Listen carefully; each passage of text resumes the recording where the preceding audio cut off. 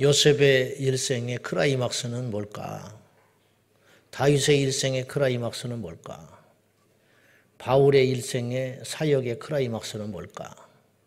우리의 신앙의 크라이막스는 뭔가? 귀신 쫓아내는 게 굉장히 어려워 보이잖아요. 내 할 말은 아니지만 나는 고등학교 1학년 때 귀신을 쫓아봤어요.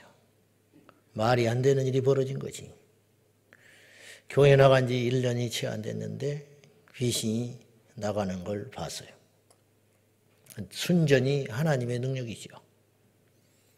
다윗이 골리앗을 돌멩이 하나로 철갑을 입은 2m 90 골리앗을 한 방에 죽였습니다.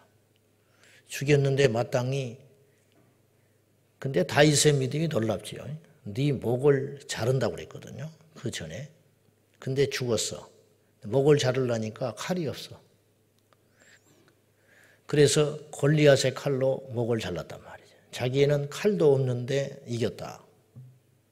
엄청난 일처럼 보이죠. 대서투필할 일이지. 바울이요, 죽은 자를 살렸습니다. 있을 수 없는 일이 일어난 겁니다. 근데 그것이 정말 그렇게 놀랍고 귀한 일일까?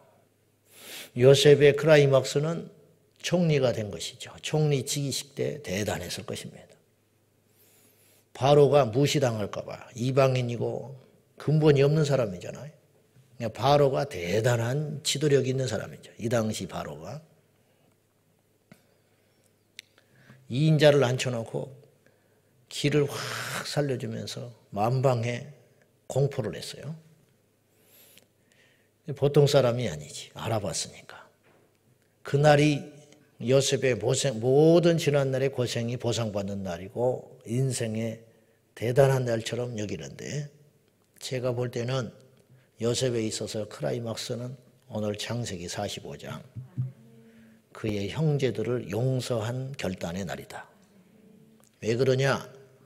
이것은 죽이는 것보다, 원수를 갚는 것보다 더 힘든 날이기 때문에.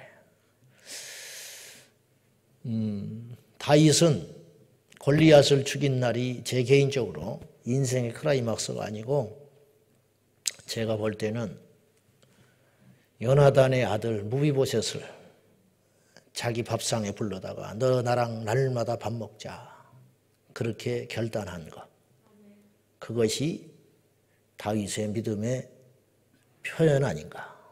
바울은 젊은 날에 힘있고 왕성할 적에 아시는 대로 1차 전도여행 갔다가 바나바와 대판 싸운 이유가 마가 때문에 싸웠어요. 마가는 바나바의 조카예요. 바울은 일 중심의 사람이에요.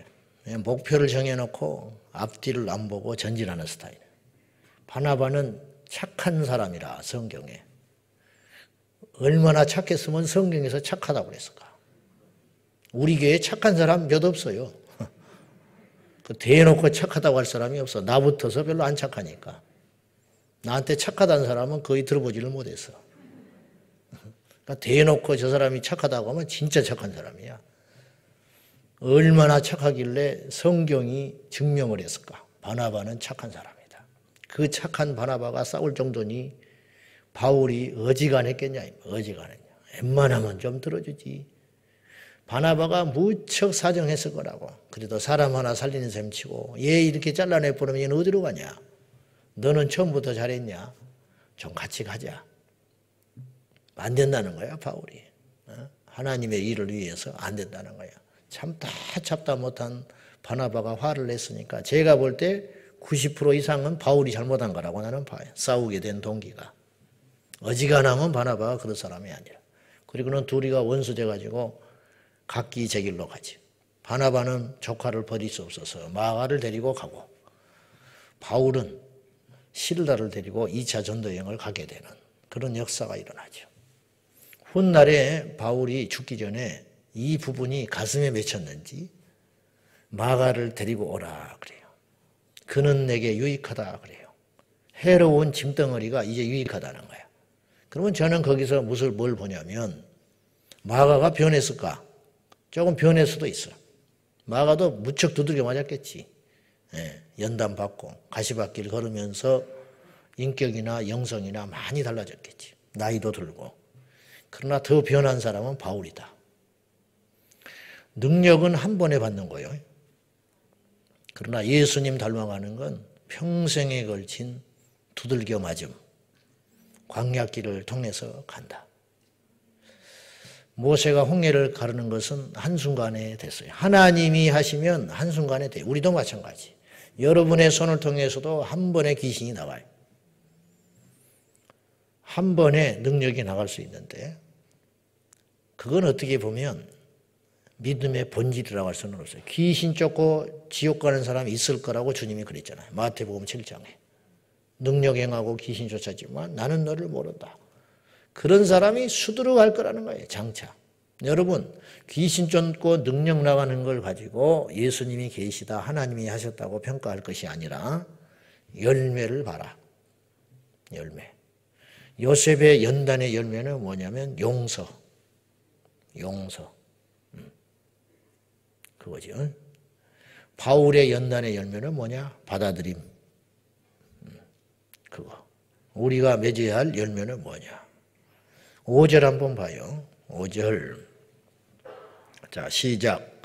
당신들이 나를 이곳에 팔았다고 해서 근심하지 마소서. 한탄하지 마소서. 하나님이 생명을 구원하시려고 나를 당신들보다 먼저 보내셨나이다.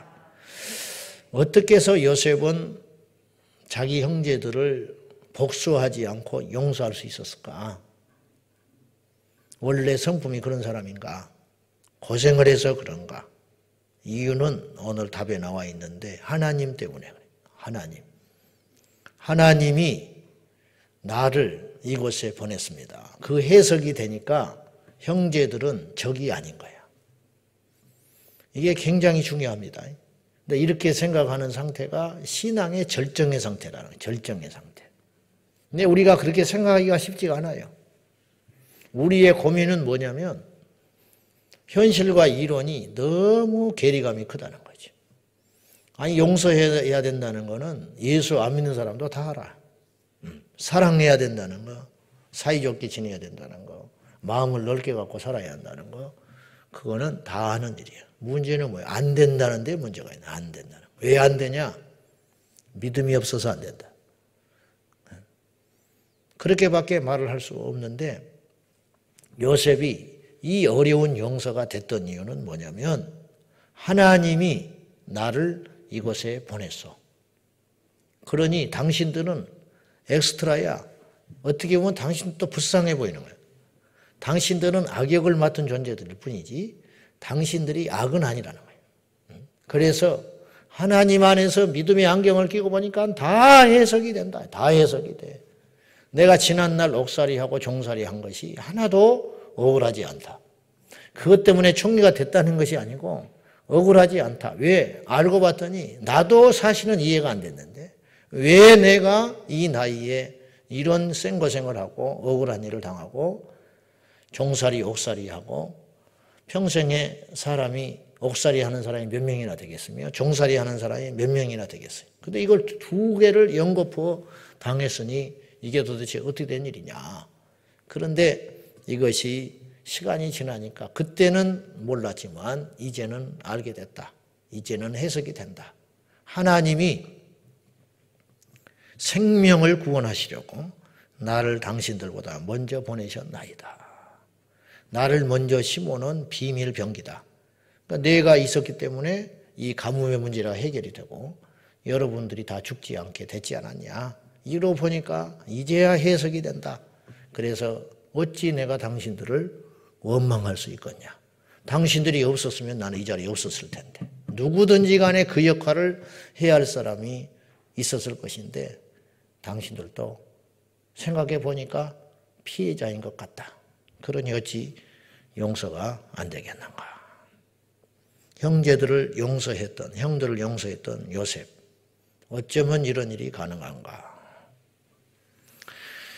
왜 이스라엘 백성들이 광야길을 걷게 하셨는가. 신명기 8장에 보면 그 답이 나오죠. 모세가 죽기 전에 마지막 설교를 하면서 광야길을 걷게 하신 것을 기억해라. 왜 그런지 아냐?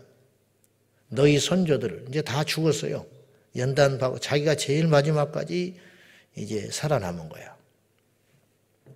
여호수아와 갈렙 그리고 자기 이 정도 살아남았는데 기억해라. 왜 주께서 너희들을 광야길을 걷게 하셨는지 기억하거라. 너희 선조들에게 왜 그 전에 알지도 못하고 듣지도 못했던 만나를 먹이시고 이 광야길을 걷게 하셨는지 아느냐? 그것은 사람이 떡으로만 사는 것이 아니고 여호와의 입에서 나오는 말씀으로 사는 존재임을 알게 하려고 40년을 빙빙빙빙빙 돌린 거야. 그렇게 이야기하는 거예요. 이 떡으로 산다는 말은 돈으로 산다는 것, 사람의 권력으로 산다는 것, 힘으로 산다는 것, 도덕으로 산다는 것, 내가 가진 재주로 사는 것, 그걸로 사는 존재가 아니야. 하나님으로 사는 존재야. 그렇게 이야기하는 거예요. 머리로는 알아요. 저도 알고 여러분도 알아. 그러나 우리는 아직 멀었어요. 저는 말할 것도 없고. 사람은 세상에 그런 조건으로만 사는 존재가 아니라는 거죠. 하나님으로 사는 존재고 말씀으로 사는 존재라. 여러분 우리가 죽을 때 뭘 후회할 것 같아요? 제가 목사라서 장례식 가서 그런 이뻐하는 소리 탕탕 하고 다니는데 정작 나는 그런가? 여러분 죽을 때 뭘 후회할 것 같아요? 부자 못된 거? 나는 아닐 거라고 봐요. 100% 아니다. 높은 권력을 소유할 수 있었는데 못한 거? 나는 아닐 거라고 봐. 내가 그때 안갚음을 안 했어야 되는데. 내가 그때 그렇게 독한 소리 할 필요가 없었는데. 내가 그거 그냥 뭐하러 내가 이렇게 움켜쥐고 왔는가? 내가 고백 하나 할까요? 신방 가면 막 나한테 뭘 자꾸 주거든. 그러면 이걸 가져오다가 누구 줘버릴까 말까? 열의 9번요. 집에 가져가면 다시 누구한테 다시 돌아가. 내가 다 취하지도 못해. 그런 때마다 내가 후회가 되는 거야. 이걸 뭐하러 이걸 무거운 걸 여기까지 집에까지 가져와서 또 다시 차로 실어다 갖다 줄까? 여기다 집에 오기 전에 그냥 줘버릴 건데. 근데 욕심이 이렇게 안 끊어져. 멍청하게 그 짓을 날마다 하고 있어. 집에를 뭐하러 가져와? 가져오다가 누구 줘버리든지 만난 사람 줘버리든지 하지. 그냥 그걸 먹어보겠다고 갖고 싶다고 집에를 가져와요. 가져와. 근데 집에서 딱히 뭐 유통기한도 있고 먹을 수가 없어요. 지금 둘이 있는데 뭐 얼마나 먹었어.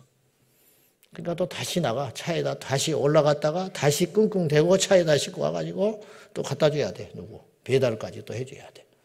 이 짓을 날마다 하고 자빠졌다 내가.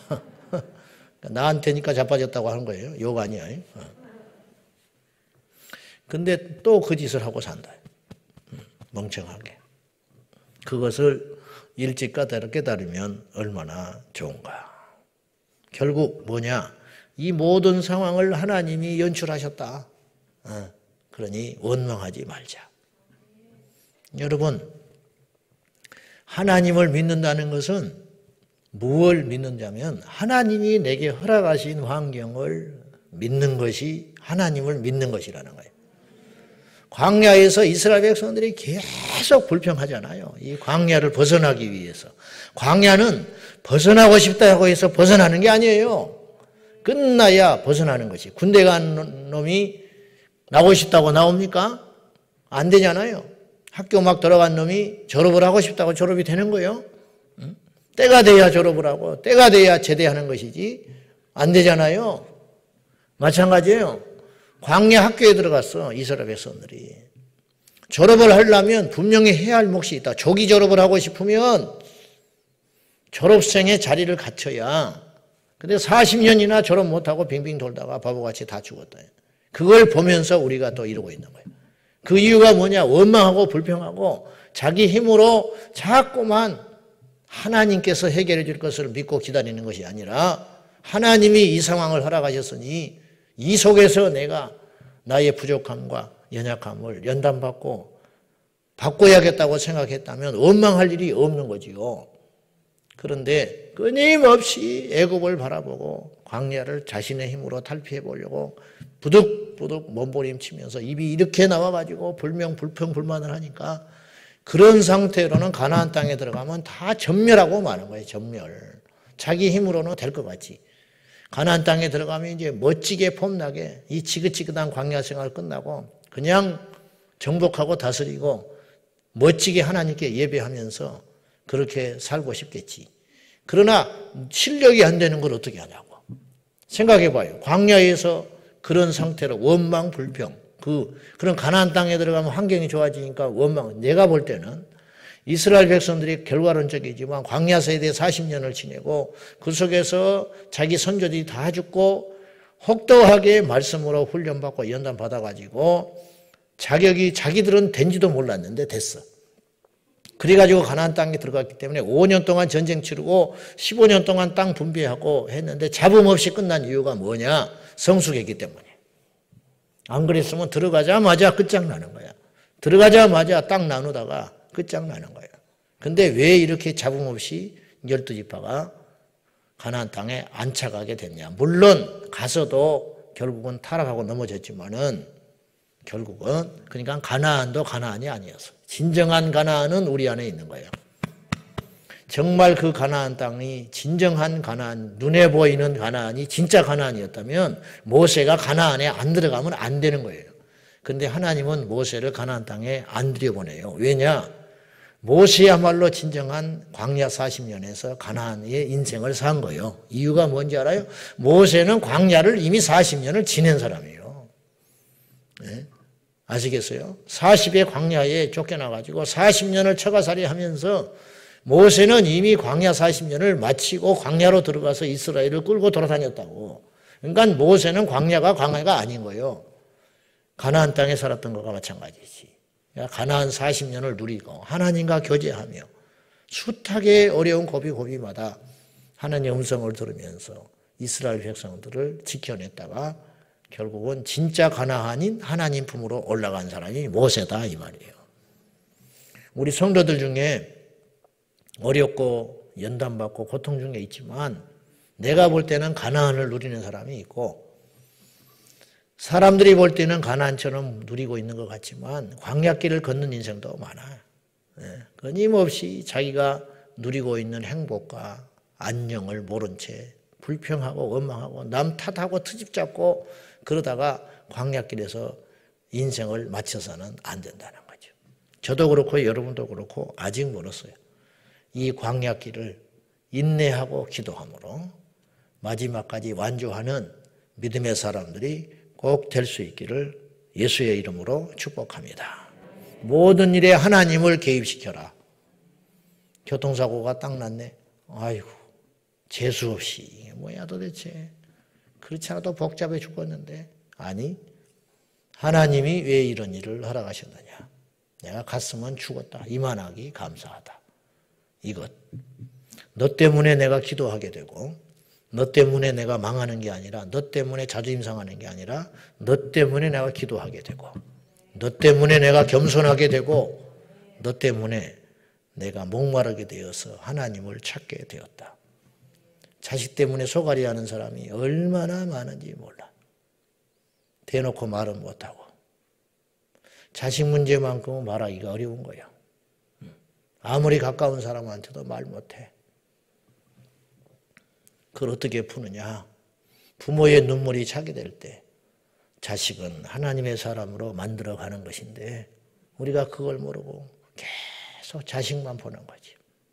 왜 내게 이런 환란, 왜 내게 이런 환경을 허락하셨는가.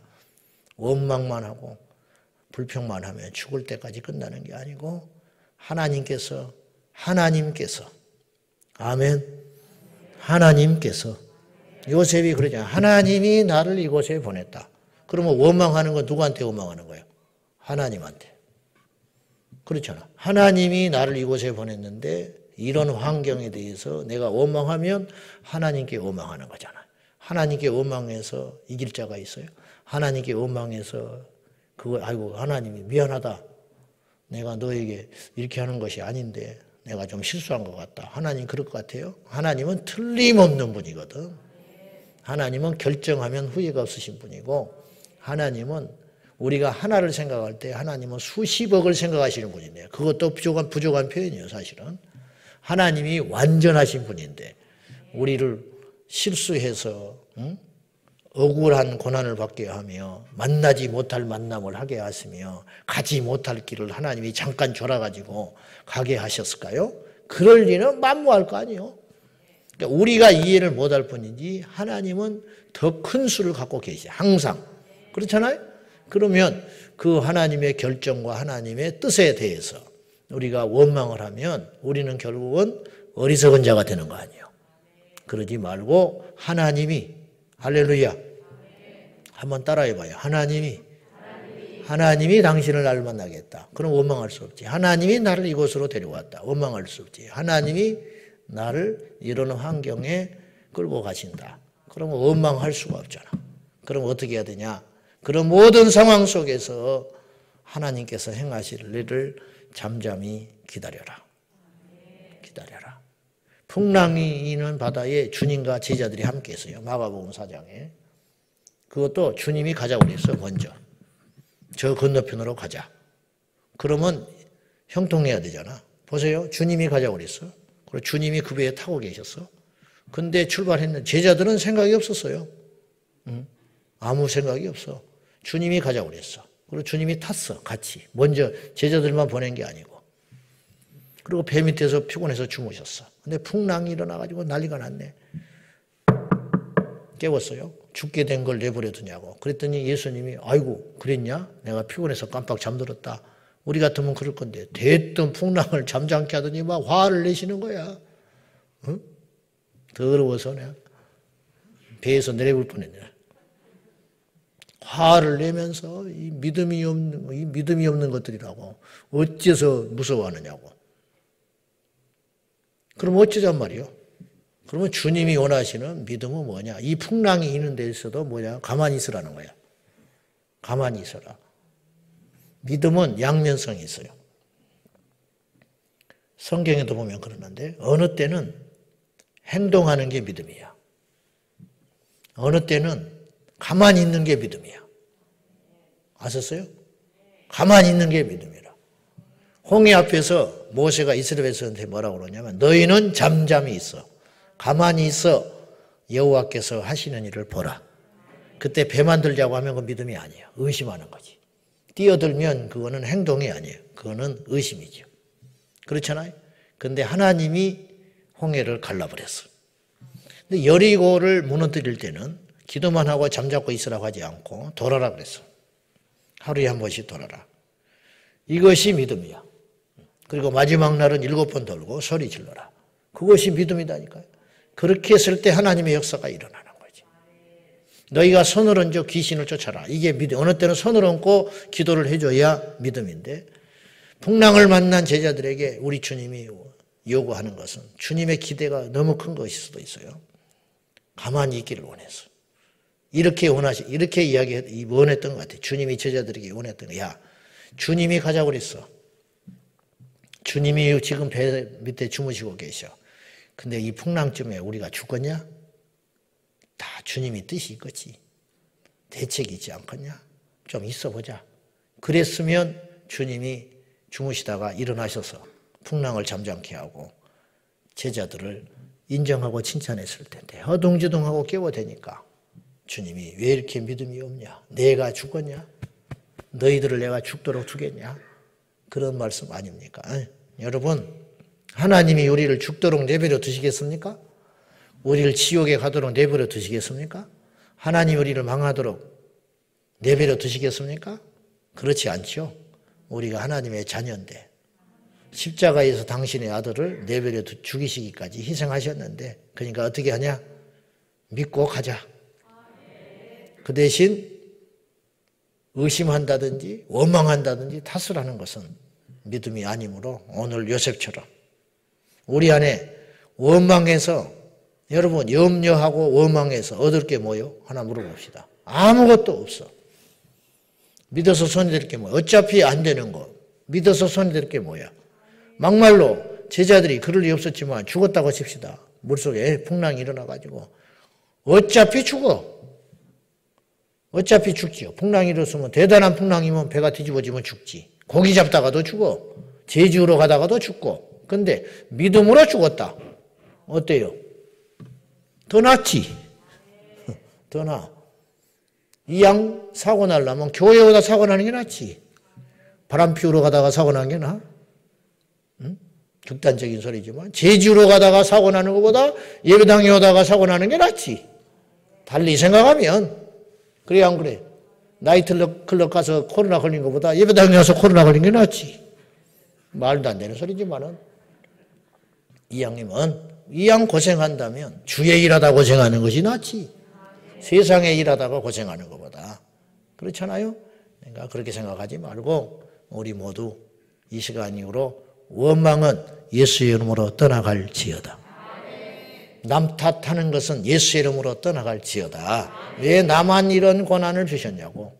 그런 것 생각해봤자 아무 도움이 안 되니까 하나님이 이런 부모 만나게 하셨고 하나님이 나에게 이런 사람 만들게 하셨고 하나님이 이곳으로 인도했고 하나님이 나를 요 모양 요 꼴로 만드셨지만은 다 높은 사람이 되겠냐? 다 왕이 되겠냐? 다 부자 되겠냐? 그렇지 않다. 다 나름의 역할이 있다. 그렇지만 우리가 그 역할을 감당하면 저는 무엇을 믿느냐면 큰일이든 작은 일이든 천한 일이든 부한 일이든 눈에 띄는 일이든 숨겨진 일이든 무엇을 바라는 거냐면 주님 앞에 가면 행한 대로 동일한 결과에 따라서 상급을 주실 것이기 때문에 억울할 것이 없다. 우리 교회 눈에 안 띈다고 해서 하나님의 눈에 안 띌 것 같아요? 우리가 하고 있는 이 작은 일이라고 해서 하나님이 천국에 가서도 무시할 것 같습니까? 천만에 그럴 일은 만무해요.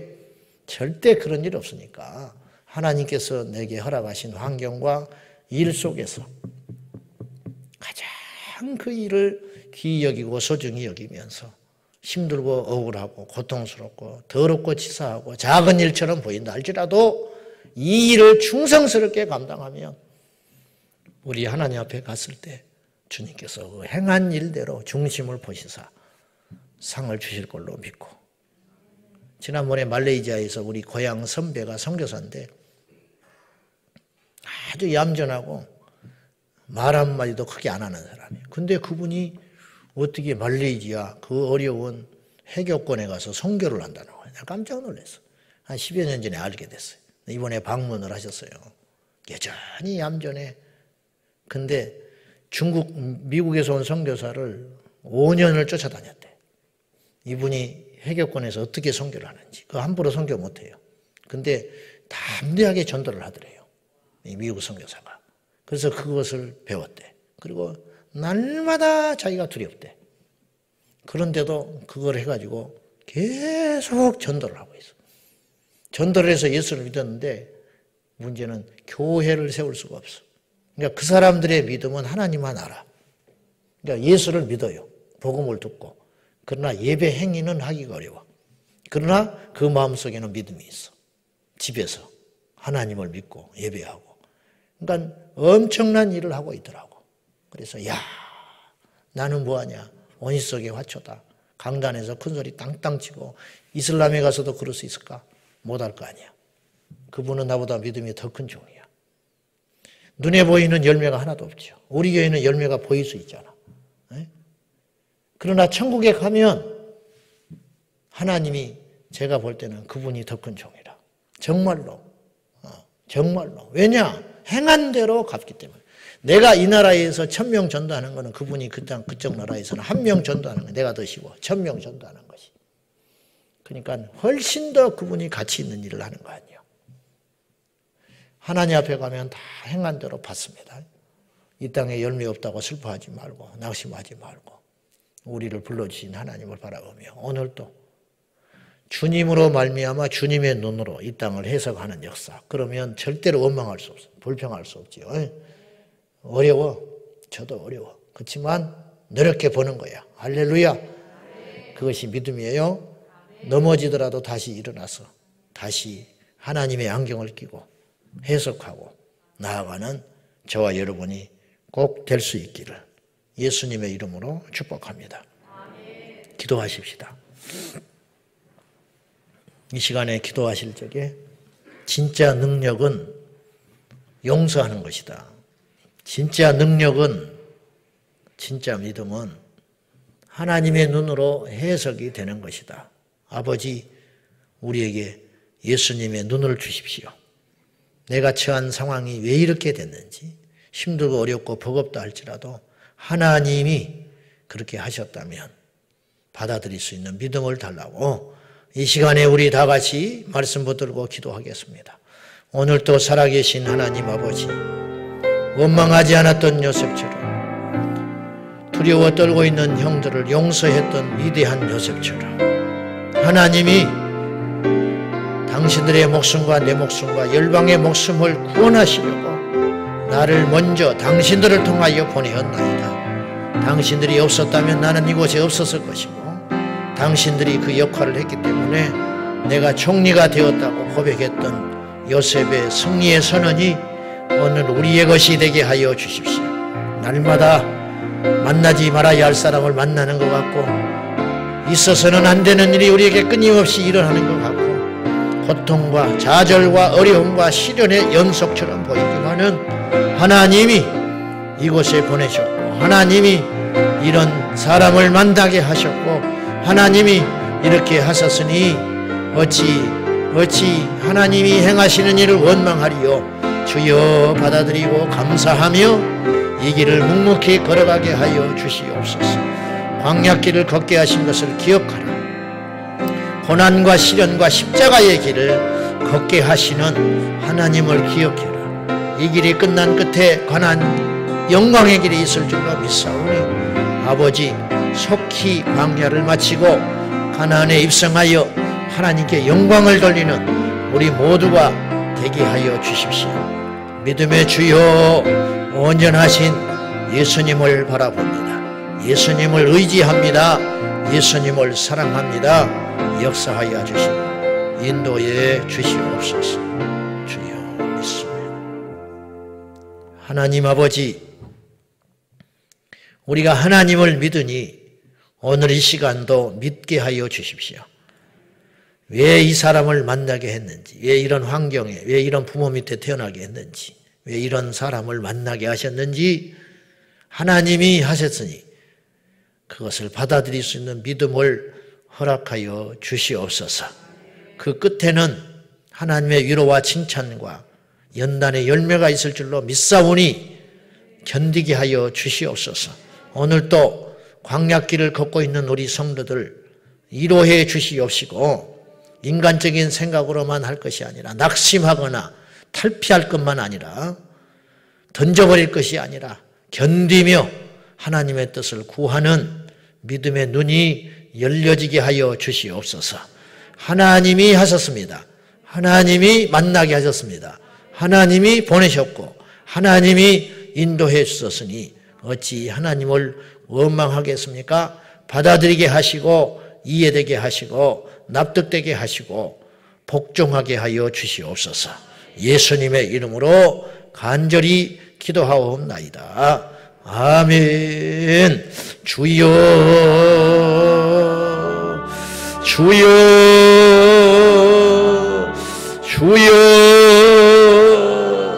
아버지 하나님, 우리가 감히 누구를 용서합니까? 우리가 감히 누구를 이해합니까?